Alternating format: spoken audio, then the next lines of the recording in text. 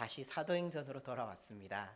사도행전 11월 달까지 사도행전 말씀을 나누었고 다시 이제 사도행전을 이어서 말씀을 보게 될 텐데요. 우리 온라인으로 계신 양학면 집사님 그리고 또 태안 자매님 가족 환영합니다. 온라인과 오프라인을 함께 이렇게 예배드린 것이 어떻게 보면 살짝 어색할 수는 있지만 그래도 감사한 것은 함께 예배드릴 수 있음에 감사합니다. 오늘 본문을 우리가 보기 전에 사도행전 앞부분을 잠깐 복습하고 좀 가고자 합니다. 사도행전 1장에서 예수님께서 승천을 하시고 2장에 오순절 성령 사건이 일어납니다. 그리고 초대교회가 형성이 되기 시작을 합니다. 그리고 사도행전 3장에서 베드로와 요한이 안전뱅이를 고치는 그 기적과 함께 복음이 전파되어지는 것들, 그리고 또 그것들을 통해서 복음으로 인해 고난을 받는 모습들이 사도행전 4장까지 앞부분까지 나옵니다. 그리고 우리가 잠깐 보지 않은 그 사이에는 이 베드로와 요한이 풀려나고 나서 하나님을 찬양하는, 교회가 하나님을 찬양하는 그 모습이 나옵니다. 그리고 그 다음 내용이 오늘 본문입니다. 그런데 오늘 본문이랑 좀 비슷한 내용이 한 군데 더 있습니다. 우리가 이미 본 말씀인데요. 사도행전 2장입니다. 사도행전 2장 42절에서 47절까지 말씀이 있는데요. 이 말씀 우리가 잘 아실 것입니다. 이 말씀과 4장의 말씀을 비교를 하면요, 좀 비슷한 부분들이 많습니다. 2장 44절 보면은 믿는 사람들이 다 함께 있어 모든 물건을 서로 통용하고, 이것이 32절 말씀과 비슷하고 또 45절 말씀과 34절 말씀이 비슷합니다. 그런데 이 말씀을 생각을 해보면서 이 말씀의 핵심이 무엇일까? 라고 생각을 해보면요, 나눔이라고 이야기하신 분들이 간간히 있습니다. 그런데 진짜 나눔이 이 말씀의 핵심일까요? 나눔도 어떻게 보면 하나님께서 말씀하시고자 한 가지 내용일 수는 있습니다. 하지만 중요한 것은 나눔에만 포커스를 맞춘다면요, 우리는 이 말씀을 오해할 수 있습니다. 나눔에만 포커스를 맞추면요, 우리는 이렇게 해야 돼요. 우리 모든 거 다 팔아서요, 교회에다 다 헌금해야 되고요, 그리고 모든 것을 다 하나님께 다 바쳐야 됩니다. 내 재산 아무것도 없습니다. 실제적으로 이단들이 이렇게 얘기를 합니다. 많은 이단들이 모든 것이 하나님으로부터 왔으니까 너네는 모든 재물을 다 하나님께 바쳐라 라고 이야기합니다. 그런데 성경이 과연 그렇게 이야기할까요? 오늘 본문을 이따가 구체적으로 우리가 관찰을 해보면요, 모든 것을 다 바쳐라가 아닙니다. 조금 이따 다시 한번 이야기를 하겠습니다. 오늘 본문 34절에 보면 그 중에 가난한 사람이 없으니라고 그렇게 기록되어 있는데요, 진짜 가난한 사람들이 없었을까요? 정말 모든 초대교회 교인들이 부유했을까요? 성경을 보면 그렇지 않습니다. 6장에 보면은 과부들이 나옵니다. 그들이 이제 구제를 받아야 되는데 구제에 대한 문제로 싸움이 일어납니다. 그리고 또 굉장히 재산이 부유한 사람들도 있었습니다. 이 말씀의 핵심이 나눔은 맞습니다.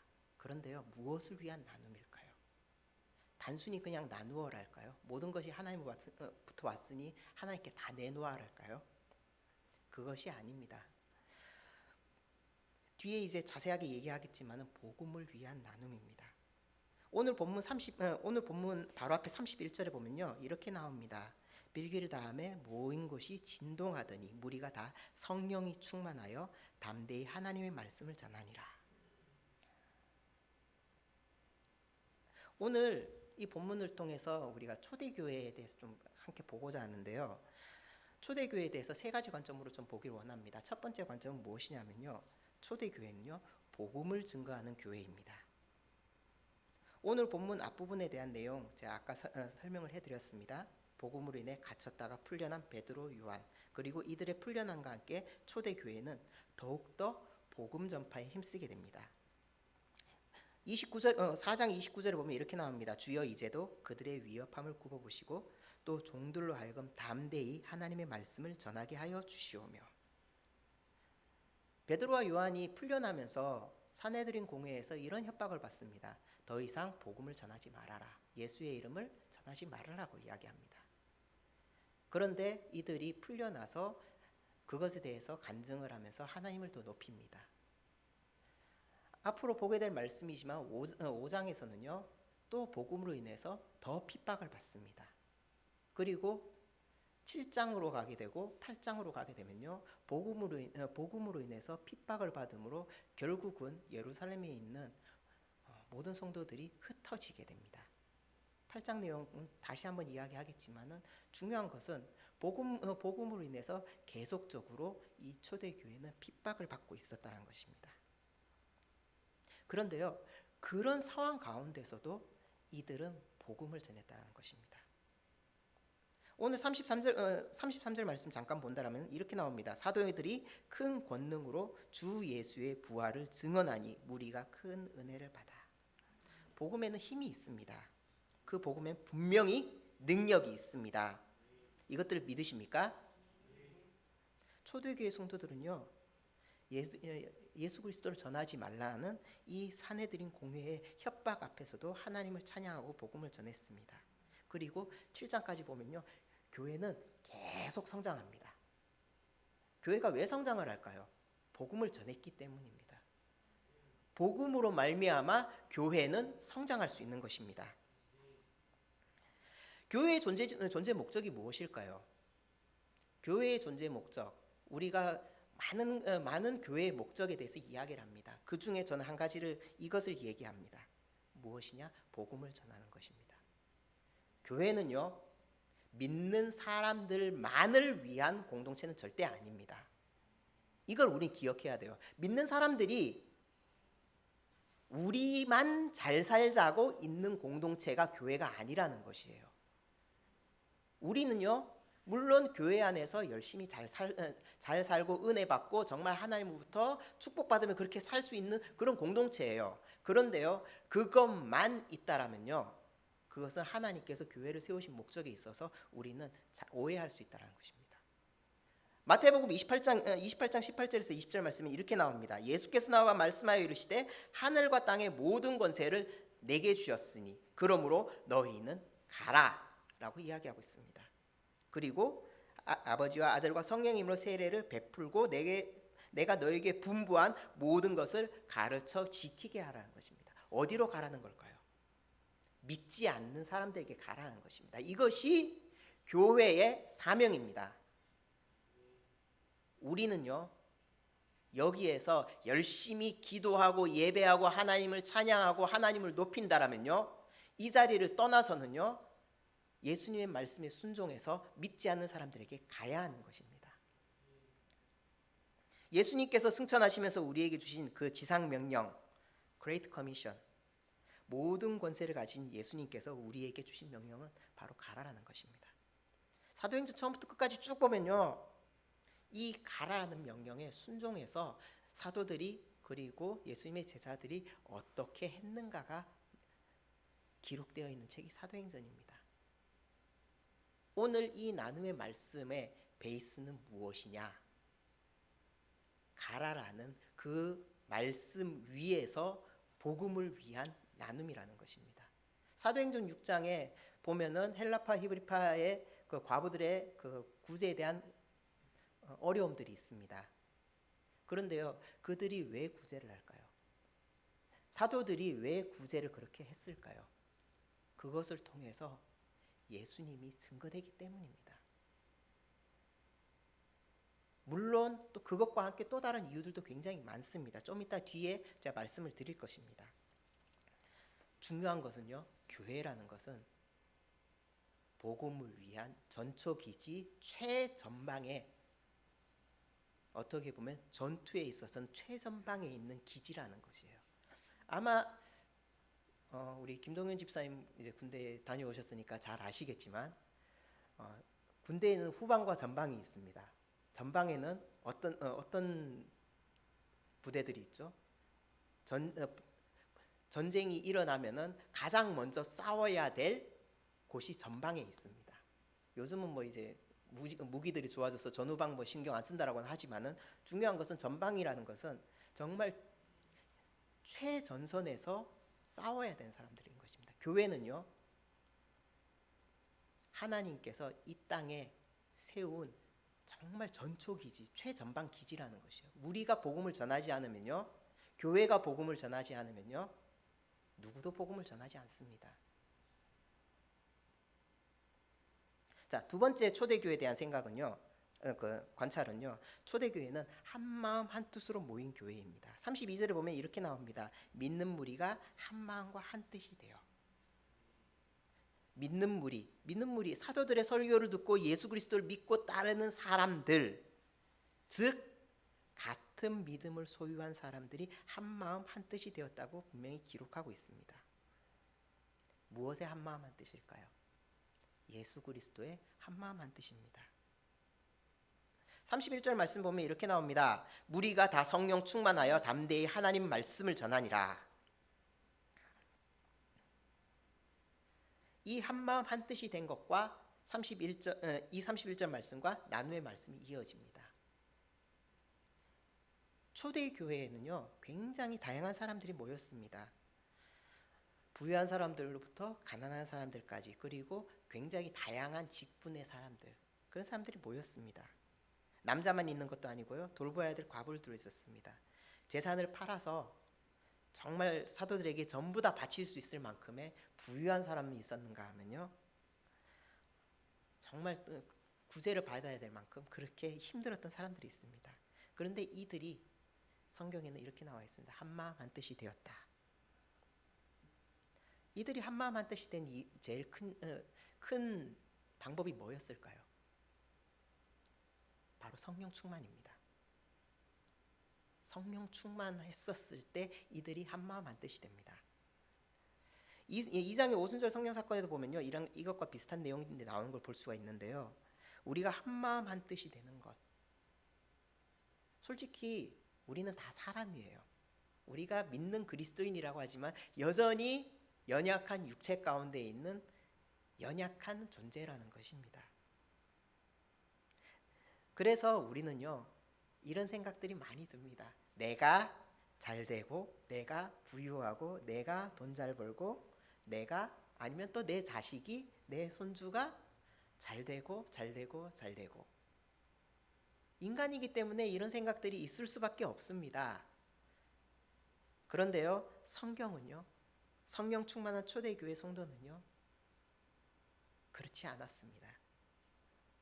성령 충만한 초대교회 성도들은요, 한 마음 한 뜻이 되었고요, 나보다 다른 사람들을 낮게 여겼습니다. 빌립보서 2장 말씀 잠깐 보기를 원합니다. 1절부터 8절까지 쭉 말씀 다 있는데요, 그 중에서 제가 2절 말씀 같이 한번 보겠습니다. 마음을 같이하여 같은 사랑을 가지고 뜻을 합하며 한 마음을 품어. 5절을 같이 한번 읽겠습니다. 너희 안에 이 마음을 품으라 곧 그리스도 예수의 마음이니. 우리는요, 이 땅에서 예수 그리스도를 닮아가는 사람입니다. 바울은 빌립보 교인들에게 이렇게 말하고 있습니다. 너희 안에 이 마음을 품으라 곧 그리스도 예수의 마음이니. 한 마음 한 뜻이 된다라는 건요, 그리스도를 머리로 둔 교회가 한 몸을 이루어 한 방향, 주님께서 교회를 세우고 그리고 교회를 통해 하시고자 하는 그 길로 우리가 간다라는 것을 말할 수 있습니다. 그리스도 안에서 형제 자매고 교회 공동체의 한 지체인 우리 성도들이 담임 목사님을 중심으로 해서 하나님께서 우리에게 원하시는 그 방향으로 한 마음 한 뜻으로 가는 것, 이것이 우리에겐 중요하다는 것입니다. 이것이 가능한 것은요, 우리가 성령 충만할 때 가능하다는 것입니다. 세 번째 초대교회는요, 초대교회는 나눔을 위한 교회입니다. 32절 뒷부분 보면 이 초대교회 공동체가 한 마음 한 뜻이 되어 한 일들이 나옵니다. 모든 물건을 서로 통용하고 자기 재물을 조금이라도 자기 것이라 하니가 하나도 없더라. 제가 여기 앞에 하나 좀 띄워주세요. 네, 앞에 슬라이드 좀 보여주세요. 초대교회는 나눔을 위한 교회입니다 해갖고 제가 괄호를 넣어놨습니다. 무슨 나눔을? 어떤 나눔일까요? 초대교회 성도들은요, 자기 재산을 갖고 있었어요. 오늘 본문 뒷부분, 오늘 본문 다음 부분에 보면요, 바나바가 자신의 전 재산을 팔아서 사도들에게 바친 내용들이 나옵니다. 그리고 이어서 5장에 보면은 아나니아 삽비라 사건도 나옵니다. 그런데 성경은 초대교회 성도들에 대해서 이렇게 얘기합니다. 자기 재물을 조금도 자기 것이라 하는 이가 하나도 없더라. 그리고 34절에 보면 가난한 사람이 없으니라고 그렇게 기록되어 있는데요. 진짜 가난한 사람들이 없었을까요? 앞부분에 말씀드렸지만 그렇지 않습니다. 다양한 사람들이 초대교회 안에 있었습니다. 그리고 과부들도 있었고 부유한 사람들도 있었습니다. 사도들은요, 말씀과 함께 구제도 담당했고 구제를 받아야 할 정도로 어려운 사람들이 있었습니다. 6장에 보면 집사를 세우는 내용이 6장에 나옵니다. 6장에 왜 집사를 세우냐 하면 사도들이 말씀뿐만 아니라 구제와 행정 여러 가지 것들을 다 맡아서 했기 때문입니다. 그만큼 교회가 이 나눔도 굉장히 구제 나눔 이것도 굉장히 중요하게 생각을 했던 것입니다. 처음에는 아마 사도들이 다 감당을 할 정도로 문제가 없었을 것입니다. 그런데 6장에서 문제가 나타나고 사도들이 집사를 세울 정도로 6장 정도에서 교회가 엄청 크게 성장했다는 것을 우리는 볼 수가 있는 것입니다. 자, 그런데요, 제가 여기에서 좀 같이 보고 싶은 거는 34절에 보면 가난한 사람이 없다라고 이야기합니다. 가난한 사람이 없지는 않습니다. 그런데 그렇게 이야기한 이유는요, 성령 충만한 그리스도인들의 그리스도 안에서 하나됨의 결과이기 때문입니다. 신명기 15장 5절에 보면요, 여호와의 말씀을 준행하는 선민에게는 가난한 사람이 없다라는 하나님의 말씀이, 약속의 말씀이 나옵니다. 초대교회 안에는요, 어려운 사람들이 많이 있었지만 성령 충만한 초대교회 공동체는 모든 것이 하나님의 은혜로 여겼기 때문에 자기 재산을 나누고 그리고 가난한 사람들을 돕고 먹일 수 있었던 것입니다. 그리고 신명기 15장 5절의 이 말씀은 바로 이 성령 충만한 초대교회 공동체의 이 나눔으로 그 약속의 말씀이 성취된 것이라고 우리는 볼 수가 있습니다. 자, 나눔의 목적이 뭘까요? 제가 말씀드렸지만 나눔에만 포커스를 맞추게 되면요, 5장의 아나니아와 삽비라 같은 사건들이 나타납니다. 바나바가 자기의 재산을 모든 것을 팔아 사도들에게 바쳤습니다. 5장의 아나니아와 삽비라가 그들의 재산을 다 팔았습니다. 다 팔았는데 거기에서 얼마를 떼서 사도들에게 바칩니다. 나눔에 포커스를 맞추게 되면요, 이런 일들이 벌어질 수 있습니다. 나눔의 목적이 무엇이며 이 나눔이 왜 일어났는지를 우리는 보아야지만 이 나눔이 정말 하나님의 은혜다라는 것을 우리는 알 수 있습니다. 사도행전 4장 33절 35절, 자, 같이 한번 또 제가 읽도록 하겠습니다. 사도들이 큰 권능으로 주 예수의 부활을 증언하니 무리가 큰 은혜를 받아 그 중에 가난한 사람이 없으니 이는 밭과 집 있는 자는 팔아 그 판 것을 가져다가 사도들의 발 앞에 두매 그들이 각 사람의 필요를 따라 나누어 줌이라. 그냥 나눔으로 시작을 한 것이 아니라요, 먼저 주 예수의 부활을 증거하니 무리가 큰 은혜를 받아, 이것이 더 중요한 것입니다. 나눔의 포커스를 맞추는 것이 아니라 이 나눔이 왜 일어났느냐, 그들이 말씀에 그리고 복음에 은혜를 받아서 변화를 받았기 때문에 성령 충만했기 때문에 이 일들이 일어났다라는 것입니다. 사도행전 2장 47절 말씀 같이 한번 읽도록 하겠습니다. 시작. 하나님을 찬미하며 또 온 백성의 친송을 받으니 주께서 구원받는 사람을 날마다 더하게 하시니라. 이 땅에 교회가 존재하는 목적을 우리는 잊으면 안 됩니다. 교회는요, 믿는 사람들만을 위한 그런 교회가 되어서는 절대 안 됩니다. 성경에서 성령 충만한 그리스도인의 결과는요, 항상 늘 복음의 확장이었습니다. 우리나라에 복음이 들어왔었을 때 선교사님들이 처음에 하신 일들이 무엇이었을까요? 선교사님들은요, 복음과 함께 가난한 자들을 먹이고요, 교육이 필요한 사람들을 위해서 학교를 세우고 아픈 자들을 위해서 교회를 세웠습니다. 그것과 함께 늘 말씀이 선포되었고요, 그래서 한국 교회가 세워졌습니다. 우리나라만의 이야기일까요? 그렇지 않습니다. 복음이 들어가는 모든 곳마다 이런 일들이 있었습니다. 왜 어떻게 그 일들이 가능했을까요? 마태복음 22장 37절에서 40절 말씀입니다. 자, 같이 한번 읽도록 하겠습니다. 시작. 예수께서 이르시되 내 마음을 다하고 목숨을 다하고 뜻을 다하여 주 너의 하나님을 사랑하라 하셨으니 이것이 크고 첫째 되는 계명이요 둘째도 그와 같으니 내 이웃을 내 자신같이 사랑하라 하셨으니 이 두 계명이 온 율법과 선지자의 강령이니라. 교회는요, 저는 이렇게 정의를 하고 싶어요. 교회는 복음 커뮤니티, 좀 영어를 써서 죄송하지만 복음을 위한 모임, 복음을 위한 공동체라는 것입니다. 복음을 위해서 나눔이 있는 것이고요. 복음이 없이 나눔만 있다라면요, 어떻게 보면 자선사업일 수밖에 없어요. 우리가 사람들을 사랑하고 사람들을 돌보고 사람들에게 관심을 갖고 그 모든 것이 두 가지 이유입니다. 하나는요, 정말 예수 그리스도의 사랑이 그 사람에게 전달되어지도록, 또 하나는 그 사람들 가운데 믿지 않는 사람들이 주님께로 돌아오게 하기 위해서 이것들을 하는 것입니다.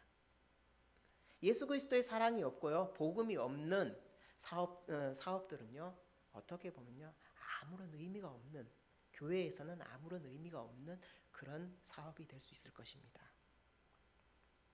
우리는요, 예수 그리스도의 사랑으로 주변을 돌아보고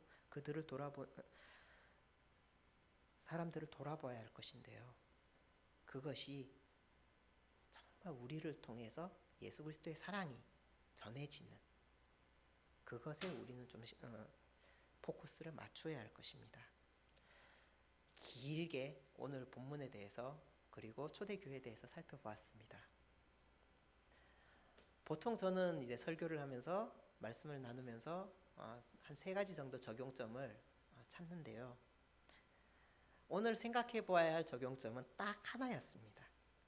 뭐냐 하면요, 구원받은 우리의 모습, 교회로서 하나님의 성전으로서의 우리의 모습은 어떠해야 하는가라는 것입니다. 초대교회의 모습을 보면서요, 우리는 무엇을 위해 살아야 하며 어떻게 살아야 하는가, 그리고 또 이것들을 통해서 나는 어떻게 살아가야 하는가, 좀 생각을 해볼 필요성이 있습니다. 나눔에 포커스를 맞춘다면요, 이것은 하나님께서 원하시는 방법이 아닐 수도 있어요. 내 것을 포기하고 모든 것이 주께로부터 왔으니 주님 다 주님 것이니까 주님께 내놓아라 라고 설교하시는 분들도 계십니다. 그런데요, 저는 오늘 이 강단에서 여러분들과 이 말씀을 나누면서요, 우리는 어떻게 살아야 할 것인가 라는 그 질문에 성령 충만을 이야기하고 싶습니다. 이 나눔의 역사들, 그리고 그 뒤에 나오는 바나바가 전 재산을 팔았던 그 사건에 우리는 포커스를 맞추는 것이 아니라요, 그 사건이 일어난 그 배경에 포커스를 맞추기를 원합니다. 그 배경이 무엇일까요? 성령 충만입니다.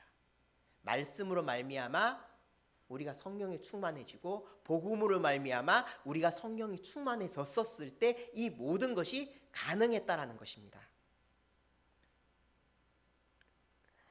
성령 충만한 그리스도인이라면요, 우리는 그리스도 안에서 한마음 한뜻이 될 수가 있어요.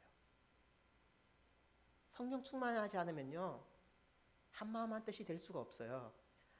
교회는요, 어떤 사람들은 교회를 굉장히 거룩한 사람들이 모인 것이라고 얘기를 하지만요, 저는 반대로 이렇게 교회를 정의하고 싶어요. 병자들의 공동체. 가장 예수 그리스도가 아니면 제대로 살아갈 수 없는 사람들. 예수 그리스도가 아니면은 나의 죄에 대해서 해결이 안 되는 사람들.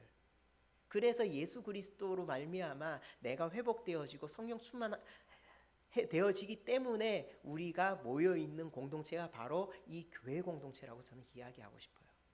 세상 사람들은요, 예수님 없어도 잘 살아요. 그들은 스스로 그렇게 얘기해요. 나는 종교 없어도 예수님 없어도 잘 살 수 있다 라고 이야기를 합니다. 그런데요, 우리는 그렇지 않아요. 예수님이 없으면요, 성령이 임재하지 않으시면요, 성령 충만하지 않으면요, 우리는 하루도 살 수가 없어요. 그것이 우리의 모습이에요. 그렇기 때문에 우리는요, 늘 성령 충만을 구해야 할 것입니다. 성령 충만한 그리스도인이라면요, 우리는 그리스도 안에서 한마음 한뜻이 될 수 있고요, 하나님 뜻에 따라 살기를 원하는 우리의 모습이 결국 하나님께서 나에게 원하시는 삶의 모습으로 그렇게 우리는 살아갈 수 있을 것입니다. 또한 그렇게 성령 충만한 그리스도인 모임이라면요, 그런 교회 공동체라면요, 당연히 복음을 위해서 내가 무엇을 해야 할 것인가, 그것을 먼저 생각하게 됩니다. 나의 유익을 먼저 생각하는 것이 아니라 복음을 위해서 내가 무엇을 해야 할 것이며 정말 이 교회 공동체를 위해서 내가 무엇을 해야 할 것인가에 먼저 우리의 마음을 쏟을 것입니다. 나보다 남을 낮게 여기고 내 주위에 어려운 사람들을 돌아보고 복음 선포에 기쁘게 동참하는 그런 모습이 성령 충만한 그리스도인의 모습이 될 것입니다. 다시 한번 말씀드립니다. 우리가 한마음 한뜻이 되기 위해서 먼저 취해야 할 것, 바로 성령 충만입니다. 성령 충만은 절대 감정적인 것이 아닙니다. 성령의 지배를 받으며 사는 삶, 하나님의 뜻대로 사는 삶, 그것이 바로 성령 충만입니다. 2021년 첫 예배입니다. 담임 목사님께서 깊은 대로라고 표어를 정하셨습니다. 그 깊은 대로 우리가 가기 위해서는요, 우리가 성령 충만해야 합니다. 성령 충만함으로 우리가 그리스도 안에서 한마음 한뜻이 되어야 합니다. 그래서 우리 모두가 정말 그 깊은 곳으로, 정말 하나님과 그 깊은 만남 가운데 그렇게 우리는 살아가야 할 것입니다. 말씀을 정리하기를 원합니다. 여러분은 성령 충만하십니까? 성령 충만하십니까? 온라인으로 예배드리시는 우리 가정들과 그리고 오프라인에서 함께 예배드리는 우리 성도님들, 우리는요, 지금 몸은 따로 떨어져 있지만요, 동일하게 예수 그리스도를 머리로 둔 교회 공동체 안에서의 그리스도의 각 지체입니다. 믿으십니까? 모든 사람들이 다 같을 수는 없지만은 그래도 우리는 그리스도로 말미암아 하나입니다. 믿으십니까? 그런 우리 공동체가 성령 충만함으로 그리스도 안에서 한마음 한뜻이 되어야 할 것입니다. 하나님을 닮아가는 일에 힘쓰고요, 예수 그리스도를 증거하는 일에 기쁨으로 함께하고요, 다른 사람들을 돌아보고 나를 우선으로 생각하는 것이 아니라 주님께서 나에게 주신 내 주변의 사람들을 사랑하고 그리고 그들에게 그리스도의 사랑으로 다가가는 일을 우리는 감당해야 할 것입니다. 그때에 하나님은요, 우리를 통해 더 놀라운 하나님의 역사를 이루어 가실 것입니다. 사도행전의 2장부터 7장까지의 말씀을 우리는 깊이 묵상해야 합니다. 초대교회가 왜 그렇게 성장을 했는지 우리는 말씀을 통해서 깊이 묵상해야 합니다. 복음을 열심히 전했다, 구제를 열심히 했다, 다 맞는 말입니다. 그런데 그 앞에 무엇이 있느냐라는 것입니다. 이 일에 포커스를 맞추는 것이 아니라 그 일 앞에 우리에게 허락하신 복음으로 말미암아 말씀으로 말미암아 우리가 성령 충만해야 하는 것입니다. 2021년은 그런 성령 충만한 여러분들이 되시기를 예수님의 이름으로 축원합니다. 함께 우리 찬양하길 원합니다. 주의 성령의 강물 함께 찬양할 텐데요. 우리 한 사람 한 사람을 통해서요, 정말 주님의 성령의 강물이 또 다른 사람들에게 흘러가기를 원합니다.